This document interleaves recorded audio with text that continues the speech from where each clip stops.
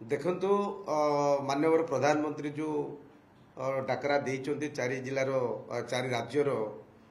मुख्यमंत्री मानक एटा गोटे स्वागत योग्य पदक्षेप निश्चित भाव में तो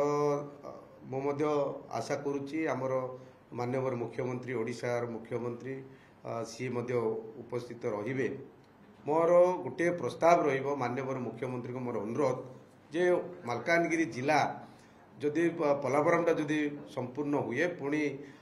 ताठू टे आउ टे आहेट करा जाए ताले मालकानगिरी जिला संपूर्ण वर्तमान भी संपूर्ण जलमग्न हो मोर गोटे प्रस्ताव रहिबो जो अंचल जो जलमग्न हम जल जंगल जमी जो हराइबे आमर आदिवासी लोक मान जो बसवास करछंती आउ सेमानंकु ये जो जो प्रस्ताव जो माननीय मुख्यमंत्री को मोर गोटे अनुरोध रहिबो जे जो जो लोक क्षतिग्रस्त हेबे सेमानंकु थैतान करिवार व्यवस्था एवं सेमाने जो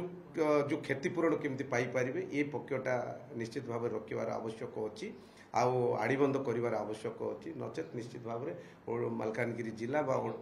संपूर्ण नष्ट हो जिवो एटी आमे जो अनुमान करूचु ओडिशार कोनोसी स्वार्थ रहिबो नाही मो या मते कहबाकू चाहे जे एटी कोनोसी जो माननीय प्रधानमंत्री डाकिचंती सेटी कोनोसी राजनीतिक करण करा न जाऊ गोटे ओडिशार स्वार्थ पाई बा समस्त जनहितकर कार्य पाई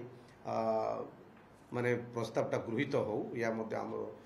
आशा करुचु आउ जो लोक जो मालकानगिरी जिलावासी मो जिलावासी अंचलवासी जो क्षतिग्रस्त हेबे सेमानकु थैतान करिवार व्यवस्था करा जाऊ।